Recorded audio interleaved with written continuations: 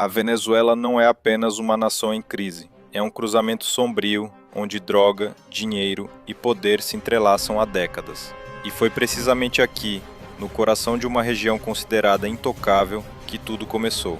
Às 2h14 da manhã, entre o nevoeiro das montanhas ocidentais, uma unidade das Forças Especiais dos Estados Unidos jazia imóvel, escondida acima de uma sinuosa estrada de montanha, enquanto de cima um MQ-9 Reaper deslizava silencioso na escuridão.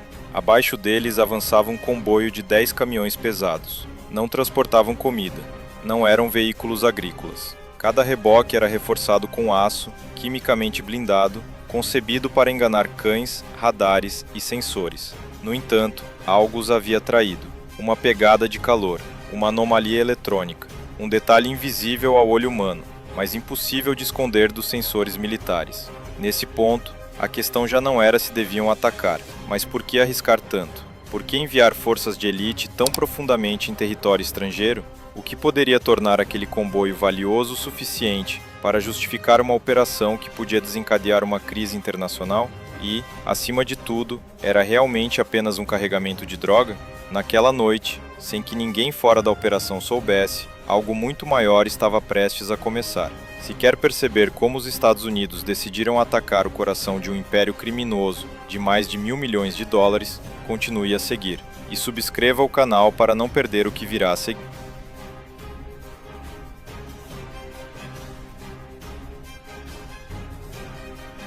Ao amanhecer, enquanto a umidade envolvia as colinas venezuelanas, a sombra do cartel Sierra Verde estendia-se silenciosa pelos declives da selva. Não se tratava de uma simples organização criminosa. Sierra Verde era uma máquina de poder, um sistema construído sobre violência, tecnologia e controle absoluto de um dos corredores mais perigosos da América Latina. Durante anos dominou as rotas do oeste da Venezuela para a Colômbia e as Caraíbas, movendo carregamentos ilegais através de passagens montanhosas esquecidas pelo Estado.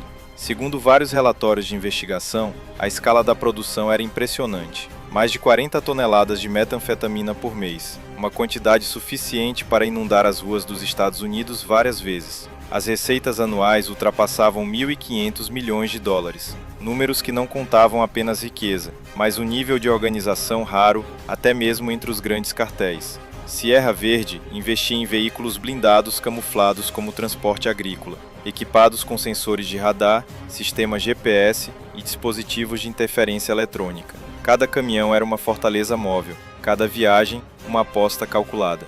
No entanto, nenhuma tecnologia é perfeita. Mesmo os melhores revestimentos químicos e as blindagens de aço deixavam vestígios mínimos, uma anomalia térmica, um sinal residual. E é precisamente aqui que a história toma um rumo inquietante. Naquela noite, Sierra Verde não estava a transportar um carregamento qualquer. No mesmo comboio viajavam 76 toneladas de metanfetamina e $220 milhões em dinheiro. Uma escolha quase suicida.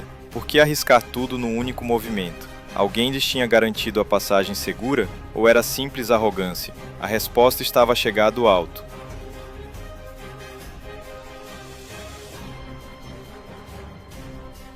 Durante mais de 6 meses, enquanto Sierra Verde se movia com a segurança de quem se acredita invisível, as agências dos Estados Unidos observavam em silêncio.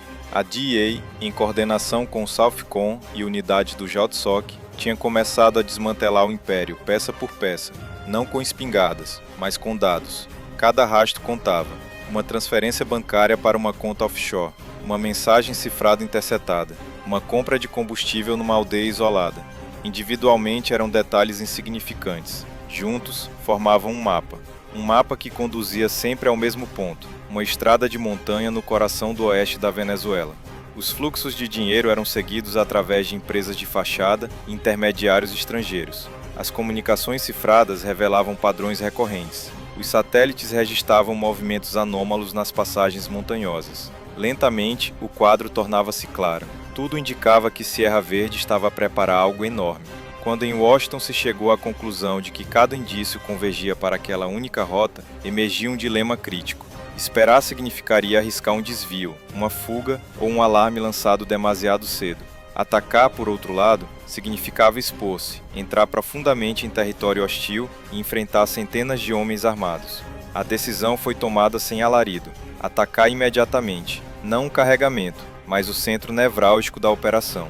Naquela noite não se interromperia uma expedição, quebrar-se-ia a espinha dorsal de Sierra Verde. Mas se a inteligência tinha visto tudo, uma pergunta permanecia suspensa no ar. O cartel sabia que estava a ser observado, ou a armadilha estava prestes a fechar-se sem que ninguém se apercebesse?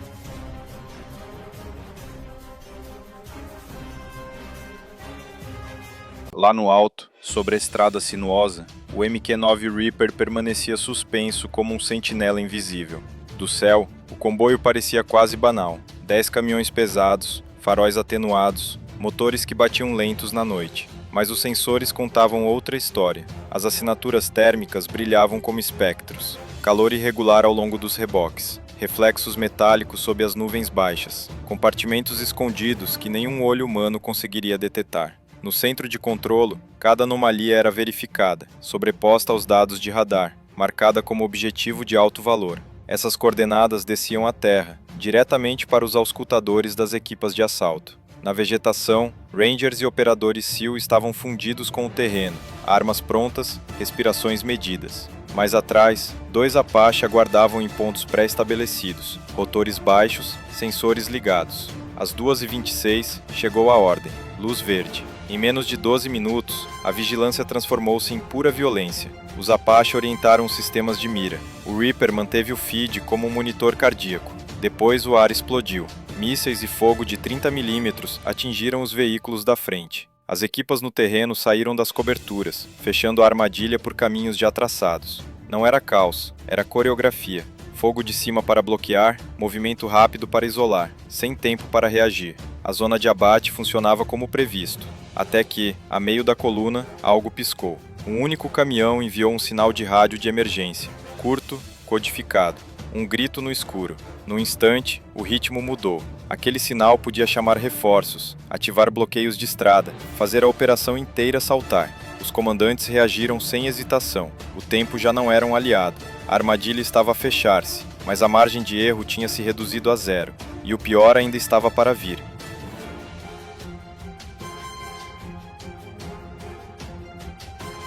Aquilo que devia ser uma neutralização rápida transformou-se numa corrida contra o tempo. Os rastros dos projéteis cortavam a noite. Os motores a diesel ardiam sob os golpes e o vale encheu-se de barulho e calor. Depois, às 2h38, o silêncio quebrou-se definitivamente. O primeiro disparo do canhão de 105 mm do AC-130 trovejou através das montanhas como um veredito. No feed infravermelho, cada projétil parecia um cometa a cair do céu, explodindo em flores de fogo entre os caminhões da frente. Em poucos segundos, a linha frontal do comboio foi aniquilada, transformada em destroços em chamas que iluminavam o nevoeiro com um laranja violento. Os combatentes de Sierra Verde não eram improvisados. Saíram dos veículos, abrigaram-se atrás de contentores de aço e responderam ao fogo com metralhadoras PKM e lança-rockets RPG. Os rastros atravessavam a escuridão, mas do alto, os Apaches já tinham detetado cada clarão de boca. Cada disparo do cartel revelava uma posição. Cada resposta do ar chegava mais rápida. No terreno, os operadores avançavam em formação. Campos de tiro sobrepostos, movimento lento mas inexorável pela encosta. Todo o cenário, visto pelas câmaras térmicas, parecia irreal. Silhuetas brancas a correr entre as árvores, explosões que marcavam o terreno, e depois um clarão ofuscante.